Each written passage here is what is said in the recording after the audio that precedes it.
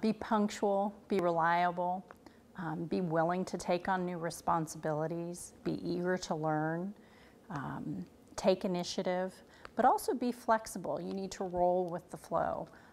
Embrace change, as organizations today face a significant amount of change. Maintain a professional, open dialogue with your coworkers and your supervisor. The best way to succeed on a new job is to be on time and ready to work. By ready to work, I mean at your desk, at your station, and working. Not in the building at the coffee stand or hanging around the time clock or cubicle and chatting. Also, be enthusiastic.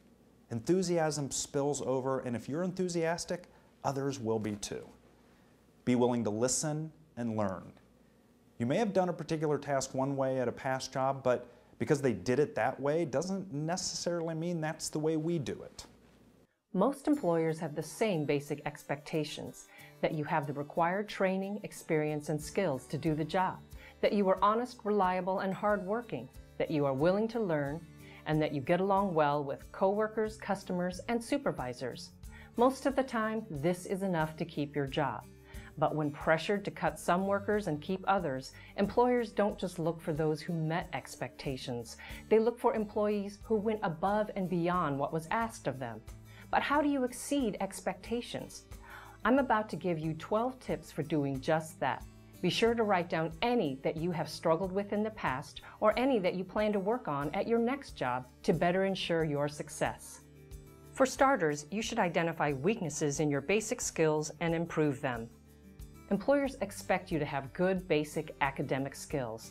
They want you to be able to write and read well, communicate effectively, use common computer programs, and perform basic math.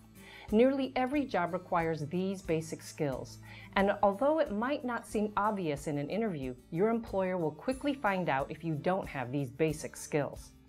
To help you improve your basic skills, consider taking courses through a community college or attending workshops at your local library. Classes in basic computer use, for example, can be as short as one evening or as long as an entire semester. In fact, it's a good idea to make sure you have these basic skills before you start looking for a job. Tip 2. Dress and groom for success.